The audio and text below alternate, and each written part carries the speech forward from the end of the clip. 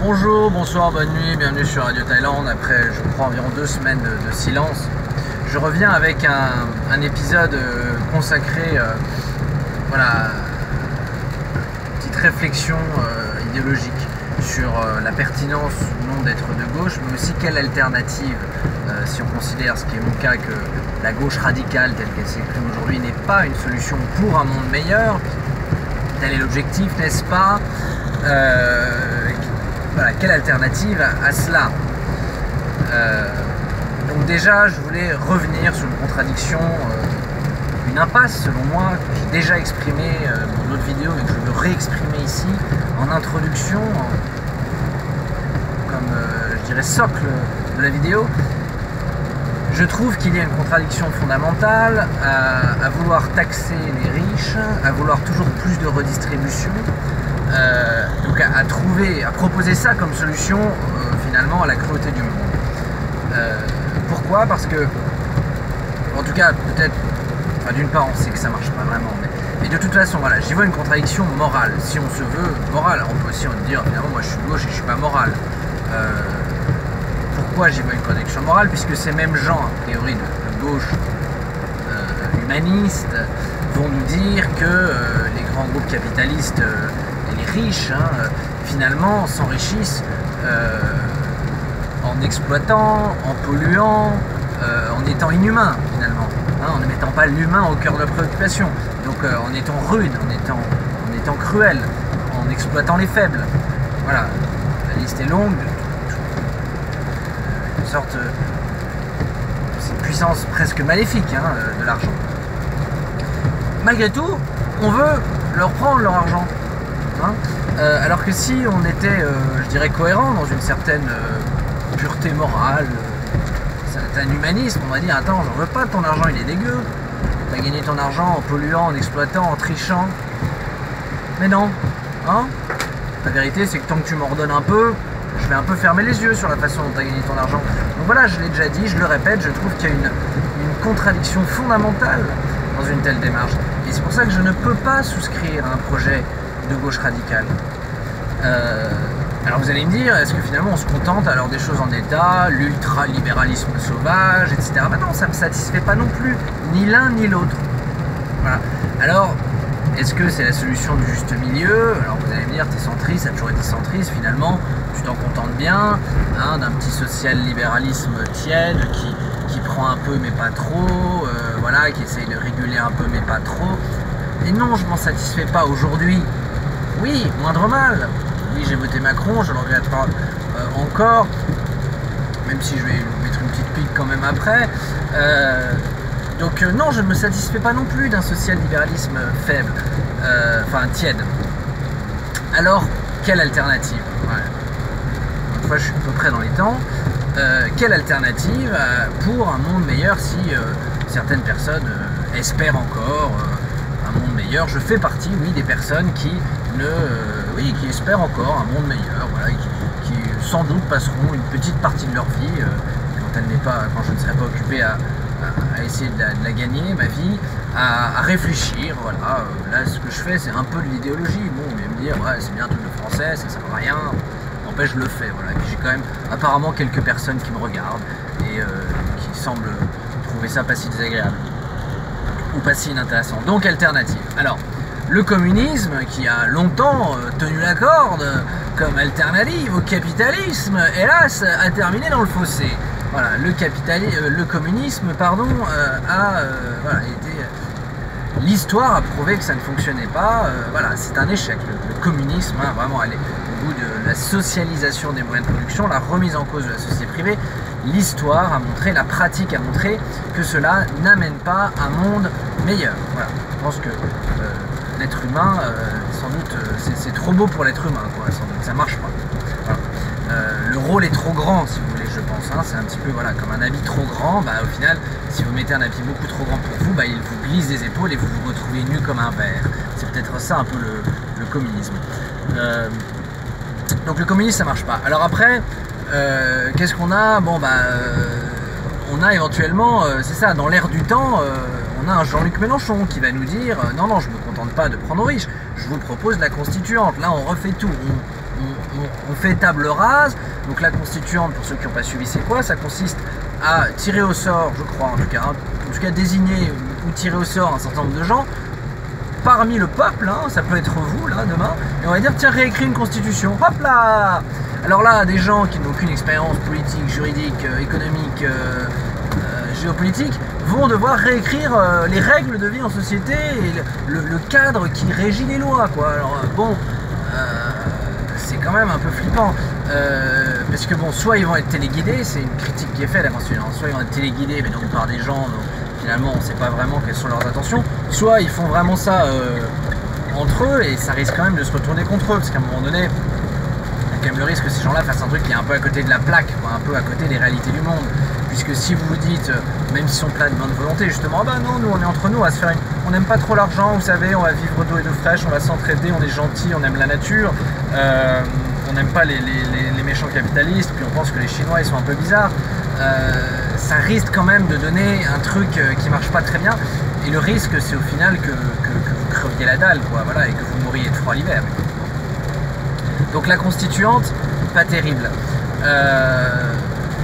Donc que reste-t-il? Alors le leader providentiel, l'homme providentiel, ça j'en reviens à Macron, on y a peut-être cru un instant, moi j'y ai pas cru, encore une fois, je ne suis pas de ceux qui ont été dans une Macron-mania totale, je continue de penser que je préfère Macron à Fillon ou une gauche radicale, donc voyons ce que ça donne, mais il est peut-être un petit peu trop jupitérien l'ami Macron, parce que c'est ça, on aurait dû se méfier. S'il nous avait dit je vais être un président solaire, ah bah, s'il était un président solaire, on le verrait tous les jours, il ferait chaud, il ferait beau, il serait réconfortant. Mais il est jupitérien. Et oui, je m'étais pas méfié, mais est-ce que vous voyez souvent Jupiter, vous? Ah non, pas trop. Donc voilà, ça va être un discours par an, bien général, hein, et puis voilà, je pense aujourd'hui, j'ai le sentiment que Macron abuse un petit peu de la rareté de sa parole présidentielle. Voilà. Donc voilà, une fois par an on prend le télescope, on aperçoit Jupiter, il est là, ok, voilà. Bon, ça c'était pour Macron, l'homme providentiel. Donc que nous reste-t-il? Alors, j'esquisse un tout début de direction ce soir, et puis on continuera notre épisode. Mais avant d'esquisser mon début de solution, je voulais dire une chose à ceux qui pourraient se poser la question de ma cohérence. Dire finalement, qu'est-ce que tu fais, toi, encore une fois, là, dans ton Pajero, tu gagnes bien ta vie en Thaïlande, ça reste à prouver, hein. Je vais pas rentrer dans le débat, est-ce que je suis riche ou pas? Certainement pas. Mais est-ce que je gagne bien? Est-ce que, voilà, ici, dans les critères de définition de Mélenchon, je gagne plus de 4 000 € par mois, donc je suis riche. Voilà. Mais 4 000 € ici, sans couverture sociale, voilà, j'aurais pas de retraite, tout ce bon, je rentre pas dans ce débat-là. Mais ma cohérence, je voulais souligner quelque chose, c'est que avant de critiquer finalement beaucoup les autres, c'est un petit bémol que je voulais mettre, général, un peu hors sujet, mais je me rends compte aujourd'hui dans ma situation personnelle, j'ai des contraintes de vie, voilà, j'ai quitté la France sur un coup de cœur véritable, non calculé, sans forcément, justement même pas calculer du tout.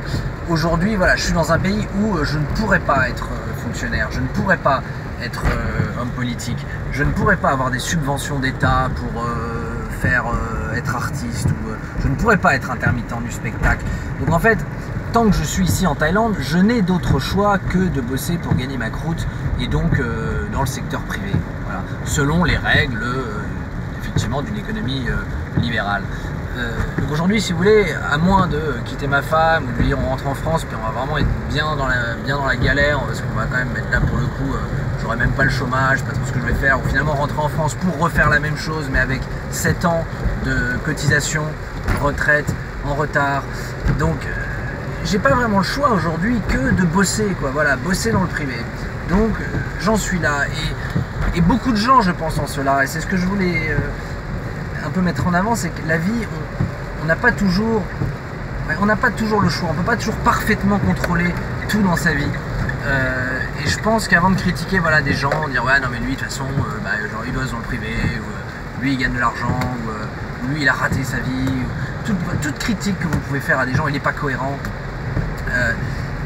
Il faut avoir en tête que voilà, à part peut-être certaines personnes exceptionnelles qui arrivent à se jouer du destin, à un moment donné, voilà, la vie, elle nous emmène quand même. On peut essayer de la guider. Moi, c'est ce que j'essaie de faire. J'essaie de contrôler ma vie, mais parfois, on contrôle pas tout, quoi. Hein. Et donc, effectivement, aujourd'hui, voilà, je suis pas... Enfin, dans ma vie quotidienne, je pense pas vraiment participer à un monde meilleur. Voilà, je suis une cheville ouvrière du système. Mais Radio Talent est là pour garder espoir. Voilà. Garder espoir, et donc je finirai, puisque je vois que les 10 minutes sont dépassées, sur un début de solution, un début de ligne directrice, puisque je voulais dire que les mouvements citoyens, voilà, j'ai eu tendance à croire, et je crois peut-être encore aux mouvements citoyens, mais la limite des mouvements citoyens, comme nous citoyens, auxquels j'ai un peu cru un moment, ou les zèbres, là, oui, les zèbres, ils font des trucs pas mal, mais c'est quand même un peu factuel. Si les zèbres, c'est pas mal, mais ça manque quand même, souvent, je trouve, les mouvements citoyens, même si dans les zèbres, il y a quand même cette ligne directrice de apprendre, etc., apprendre à lire, à aimer lire et tout, ça, c'est un des trucs des zèbres, mais c'est pas mal. Mais de manière générale, quand même, c'est pas le tout d'être un mouvement citoyen. Voilà, c'est pas le tout de dire le pouvoir aux citoyens. Pour faire quoi?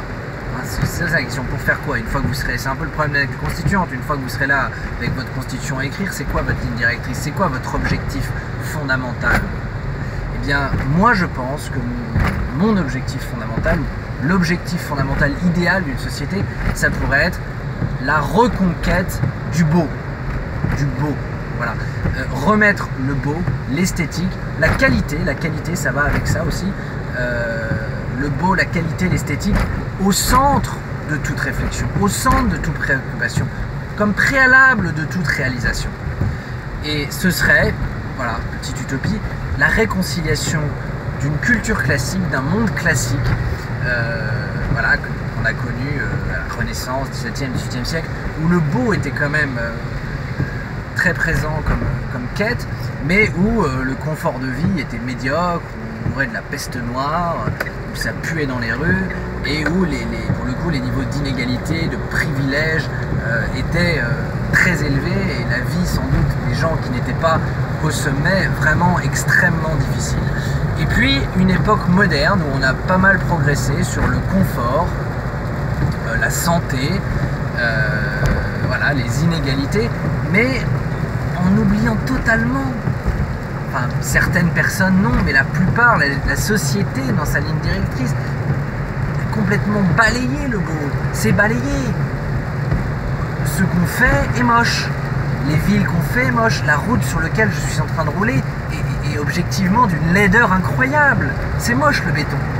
Les panneaux de circulation, les immeubles vieillissants, c'est moche tout ça. Bon. Donc voilà, cette réconciliation entre, je dirais, le confort du modernisme et la beauté classique, ça pourrait être une ligne directrice. Vous voyez, un objectif. Et on pourrait partir en pèlerinage pour convaincre les Chinois. Bonjour, bonjour, bonjour, bonjour, bonjour, bonsoir, bonne nuit, je ne sais pas.